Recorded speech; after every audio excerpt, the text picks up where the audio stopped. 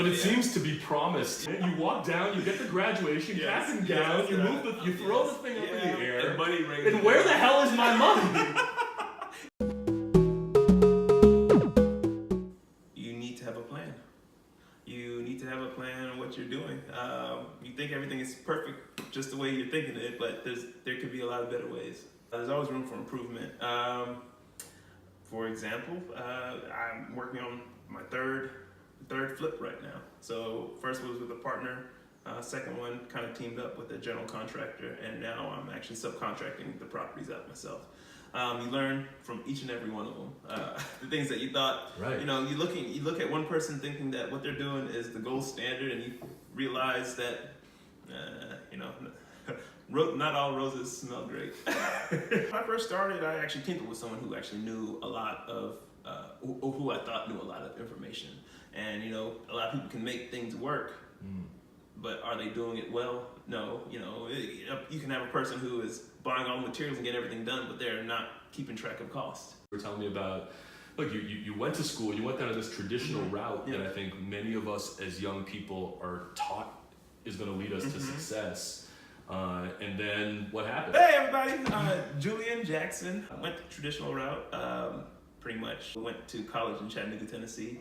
And after I went to college in Chattanooga, Tennessee, got my undergrad degree in marketing, and I said, I'm going to get a job. I'm going to get paid $70,000 right out the door. Boom, boom. This is going to be great. Anyway, that did not happen. Finally got a job paying about $38,000, something around that line. And this was back in 2008, 2009. Yeah, 2008, 2009. So for those that don't remember, I mean, this was the Great Recession. I mean, the world was ending, Julian. Yes. Everyone was losing their homes and everything. Yeah, when even just a few years before, I mean, probably your freshman or sophomore year, there was not the same economic turmoil. No. Got the job, getting paid about $38,000, and then I got fired from that job the day after I graduated with my MBA degree, and I thought the world couldn't touch me at that time. I was like, yeah, I have an MBA. I'm definitely gonna be making six figures now. Right. And that didn't happen. I went into sales. I was in medical sales. Not like a bigger company, but it was a smaller company that eventually got bought out by larger companies. That happens a lot. And went from that company to then working for a specialty promotional products company. So if you see a pen that has a company name on it, or anything like that, especially promotional, multi-billion-dollar industry. I was there for a small period of time. Then at that time, my girlfriend, and me and my girlfriend broke up, and I got fired from a job within like a month period of time. And this is in Chattanooga, Tennessee. So at that time, I said, you know what? Forget Chattanooga, Tennessee. My time is over. I moved down to Atlanta, and I moved in with my mom. So I moved in with my mom, and I was like, man, I'm in Atlanta, I'm educated, it's not gonna take very long to get a job here. 11 months later, I got hired onto a job. After looking for 11 months, started getting depressed. I was like, man, I'm moving to a city where it costs more to live. Life can throw curveballs at us, right? I mean, I doubt that that's what you were expecting. Not what I was expecting whatsoever. It sucked, and I was there for about 8 months, and I finally got hired to a different job. I was working with a hospice company. That was the highest paying job I'd ever had at that time. It was paying $60,000, and I was like, things are finally at least going in a positive direction. Right. And 6 months later, I was fired from that job. I had a friend when I first moved down to Atlanta who told me that I need to look at real estate. And at that time, I was like, why in the world would I look into real estate? I have an undergrad degree, I have a master's degree. Why would I want to get into something that was paying 100% commission? Right, where there are some folks who probably are peers of yours who might have just graduated high school and not even gone to college and who are the realtors. same thing. So why would I do this? Right. And I'd gotten fired for so many jobs, I said, why not? Why not? I mean, you can get fired as easily from a job. No job is sacred, no job is special. They'll fire you in 2 seconds. You might do everything right and they fire you. No job is ever promised. No job is ever promised.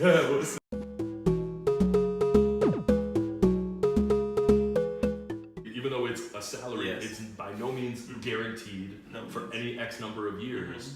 that now if the other side of that coin also has that same characteristic, meaning nothing's guaranteed, there's no salary that's promised to you forever. Now you had almost gotten a taste of that already. Yeah. And you share with me that you were, as you were starting out, you still kind of had a couple side hustles. When I first started, I was driving with Uber and Lyft. At that time, the rates were a little bit higher. But when I started doing the math, I started laughing because I was like, I can make about $60,000 from this. Of course, you have the expenses of wear and tear in your car, but I was like, I can make about $60,000 on this. So this is not something I want to do for 5 years, right? But it's something temporary. While I wasn't busy, I would literally be studying for the real estate classes in my car. And then I got my license in real estate. Did you do rentals for any period of time, or did you go right into the sales? No, I did one rental, but that was after I went straight into sales. Unfortunately, in Georgia, rentals really don't pay very much. Gotcha. You'll have a $1,500, $2,000 a month rental, make about $500, and that was my scenario. Like I think the property was renting for about $2,500 a month, and I made $500 off of it. So, you'd have to do all the same kind of paperwork. Long run for a short slide. Extremely short slide. First year, I sold 14 homes, and then that one rental, and then my second year, I sold 44 homes. Yeah. It's a big jump. Yes, huge jump. And third year I sold 64 homes. Last year I sold 43 homes. So it's gone up considerably. But what I like about real estate is it's about who you know, and when you do a good job, people will let people know that you do a good job. Also, if you do a bad job, people will let you know. So it's a different kind of sales. Yep. It's a relationship. Yeah, it's not so much transactional by any means.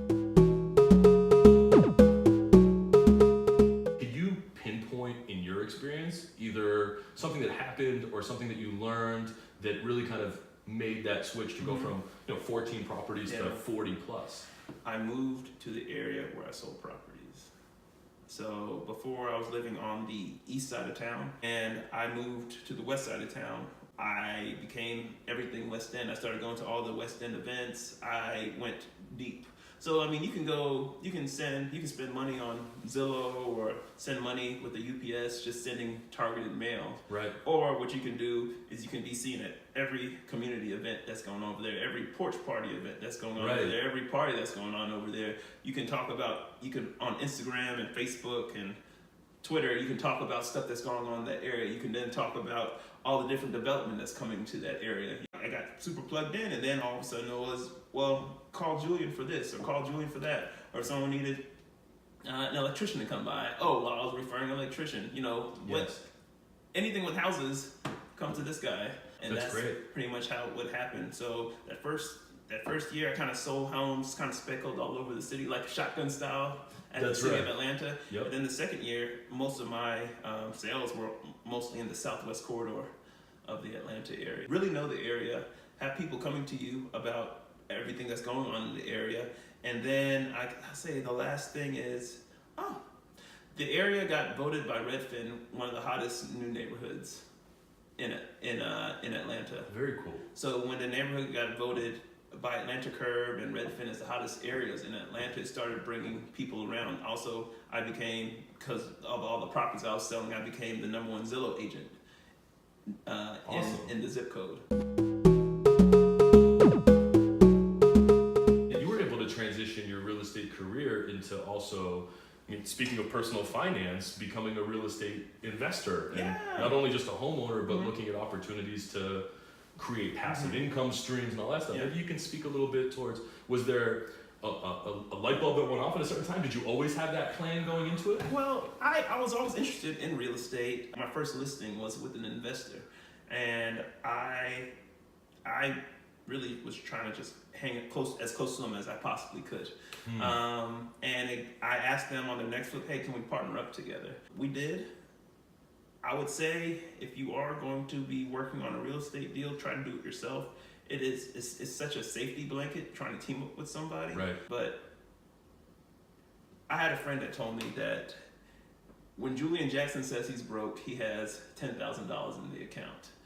Now, if you're saying you're broke and you have maxed out every credit card that you have had And so two different people have even two totally different scenarios of what broke is. So that's hilarious. Yeah. So I mean, it's the same thing when you team up with someone. You have no clue what their scenarios are when they say certain things. Are they actually going to do it? So if it's only you on the table, you at least have an idea of what's going on. Yeah, I think there's something to be said for when there's too many chefs in the kitchen, right? You're bumping elbows into people, and yeah, I mean, I can think of a partner saying, "Oh yeah, that's going to get taken care of right away." Yeah. Well, what is right away? What the hell is right away? Yeah. Soon. Soon. Yes. It'll be done soon. What the hell is soon? I need that. I need to know a time frame. It was a learning experience. I learned a lot. The first job, I got to see a lot of the stuff. Second job was actually the personal house that you're in right here. We did about a $60,000 renovation. And it's beautiful. I gotta give you compliments, man. You did a great job. You showed me a little bit more of it, and it's like, we chatted a little bit more earlier. Yes. The equity has grown substantially, not just because of time, but because of the work that you guys put into it. But, I mean, we got the house around. We bought it for $215,000. Put about $60,000 into it, but at this time, there's a comp that literally sold about 0.2 miles away. That's at about $375,000. For those folks who have property that they own already, especially a primary residence, meaning they're owner occupied in that property, that equity's getting substantial for many families out there. And what we were talking about was, OPM, which you knew right off the bat stands for other people's money. And when we talk about other people's money, we talk about using loans or mortgages, in some cases hard money, but understanding what the pros and cons are of those. A cash out refi, what's special about that? The lower interest rate, as opposed to, for example, we have another property that we're rehabbing with a cash out refi. The interest rate would be much lower. Yeah, not only would it be lower, you could get a significant sum of money to still get the job done, but you need to. And we were even talking about potentially this could be a gateway into house number 4. Yeah. If you want to get that way. And I think you had asked me a great question, which is, do you ever really want to even pay off your mortgage, right? Like, does that mean you don't recommend doing that? And I think we both talked about how the answer is it depends, right? In many cases, it's different strokes for different folks. But being able to know that there are pros and cons to both strategies that have to be evaluated. And I think you said it from the very beginning, man. You have to have a plan. Some kind of game plan and strategy on moving forward. Because what's that saying? When the ship leaves the harbor without a destination, it's going to get lost, guaranteed. So you've owned this house now for almost 2 years. It's been 2 years. And what do you think would be a game plan for you and your wife now as you guys kind of think financially wise looking ahead? Because I think there's a lot of folks who are probably watching where their goal is to get married and own a home and be making 6 figures. That's my goal. Yeah. Well, here you are. We've checked off some goals, and yet I'm sure you still have a lot of things that you're planning ahead towards. Why don't you share with us, man? Like, what are some of the things that you guys look ahead to and wanting to accomplish still on your radar? Well, I mean, for example, right now we have an investment property that we are doing, not only flipping it, well, I would say a flip and hold. So we had to buy it for $75,000, probably cost about $90,000 to rehab it. We're using a hard money loan, 12% interest only loan, that balloon payments at the end of 12 months. Right. So the goal is, number one, to finish that, and then also refi it. So now finding out exactly, having a plan about which way we want to do it. Because at first, before we talked today, I was like, okay, I'm just gonna refinance the house. And now it's like, oh, well, I might be able to do the cash out refi at even a lower interest rate. And that's, I think, a key is we talked about working with a lender, right? And I think today you even blasted off a couple of emails. Some emails right afterwards. Because a mortgage lender is the one that really provides the insight, the details, the clarity, the specifics. When in the past, or just by yourself, you might just be thinking of random numbers without really knowing what you can or can't do. And this comes back to something you said earlier, which is for folks who are out there as first-time home buyers or home shopping, how many of them are perhaps even reaching out to realtors and going to look at houses before they've gotten pre-approved? A lot of you need to speak to the mortgage lender before you speak to anybody else. I get many calls about people who, when they ask about wanting to see this property or that property, but they haven't talked to a mortgage lender yet, and you don't know what you can afford if someone else is giving you the money, unless they've pre-approved you, or at least pre-approval, pre-qual, anything where they're checking your information. So it's so crucial, and I think that needs to be normal for folks to understand that it's not because a realtor doesn't think that you're good for it, right? Yeah. It's not doesn't believe you. it's not because he doesn't believe you. Do you know who I am? Right. Come on, man. We've been boys forever. Yeah. No, that has nothing to do with Zero. it. Because imagine the realtor goes and spends all this time doing it only to find out that at the end, when you're trying to place offers and have deals, and then things are falling apart because a loan can't be qualified for. That's just not how the process is done. It's just how, look, when you have something go wrong with you, you usually don't go right to the specialist. You usually go to your primary care physician first, right? There is an order to do things in real estate, when you're building your career, and personal finance wise especially. And I think what we want to advocate for, man, is making those decisions in the right order and being prepared for that stuff. Okay, tell us a little about your brokerage. Is it a small firm? Is it a fairly large one? Well, I'm with a company called eXp Realty. When I joined the company, we had less than 500 agents with the company. Now it's at about 19,000 agents throughout the United States. Wow. So it's grown hugely. Yeah, bigly. As our president would say, bigly. Yeah, it's grown hugely. So it's been a ride. One of the cool things with the company is that we get stock. So, for example, as the company's gotten larger, when I first joined the company was at about 56 cents a share, and the company last year got as high as $19 a share. It's a huge deal. I think anytime that there's an opportunity to become an owner of the company that you're working for, it's definitely something to be aware of as an opportunity. Great job. You get to have stock options at work with a real estate portfolio. And correct me if I'm wrong, your wife owns a business and is working as well. Yeah. So you guys are juggling quite a few different things. Yeah. Very interesting. Just from even what we've learned from doing the flips.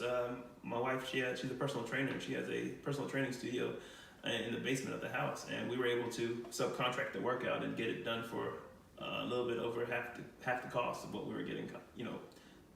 Contractors that were quoting. That's powerful. Yeah. Now, I mean, do you guys see yourselves, for example, do you see yourself continuing to stay as a realtor for your career and doing flips on the side? Do you see yourself wanting to always purchase more real estate and build that empire? Do you see yourself going commercial or multifamily? Like, what are some thoughts that you have around that? I enjoy being an agent for people. I also enjoy the process of doing flips as well. I see more of the flips thing as a separate, as a secondary. But it really all depends on the price point. Like, I enjoy selling as is homes. As is homes are super simple to sell, right? For me, at least. Sure. But then again, because you can get a house under contract and close it in 7 days, and you get paid pretty quickly over there. Now, when you're working on a flip, it could be. I wrote a $6,250 check today to the painter who painted the exterior, the interior, and also the cabinets. So you got. Maybe we should become painters, man. Yeah. It's like the right. You can invest with other people's money, but you still have to. Most of the time, you're having to pay those other people some kind of interest rate. That's right. For their money. That's right. And it can. I mean, my hard money loan on the other property I have is at 12% interest only at $1,450. And that's not a small monthly payment, right? $1,400 a month, man. That's almost like another mortgage payment. People's rent downtown Atlanta. At any time that the conversation of flips or real estate investing, or frankly any kind of wealth building or financial planning in general, you've got to have the answer to the questions of what if, right? Like, what if this happens? What if the value of the house drops? Yeah. There is an order to do things in real estate, when you're building your career, and personal finance wise especially. And I think what we want to advocate for, man, is making those decisions in the right order and being prepared for that stuff.